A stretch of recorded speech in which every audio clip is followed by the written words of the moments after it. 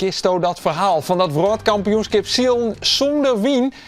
De internationale zielwraad zit in China voor het WK in de ILCA-klasse, maar daar wie de hele week dus geen wien. Daarom ziet de Fries Willem Wiersema en zijn ploegenoten maar te wachten en te wachten. Want de eerste 4 dagen konden dus net zield worden, maar Juwet komt de vloot voor het eerst in actie. En dus kan er dochs een WK zield worden. Het is erop of de ronde voor zowel Cambuur als Heerenveen. Te beginnen met de Ljouwters, want die spelen vreed in de play-offs om promotie de return in FC Den Bosch.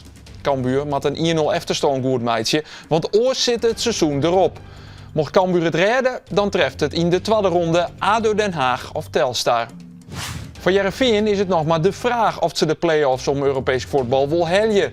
Want waar ze wat verlen in, hoe kunnen de goals, een uitwedstrijd tegen Go Ahead Eagles. Maar nog 1 wedstrijd te gaan zit Heerenveen nog wel op een play-off plak, maar de verschillen binnen Leeds en de concurrentie hiemet de ploeg van Robin Veldman in de nekken. En dus moet er snijn een goed resultaat hellen worden in de wedstrijd in Feyenoord.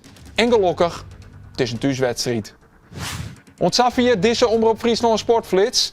Over die wedstrijden van de beide Friese clubs praten we manje vanzelfs weer in een nieuwe sportcast.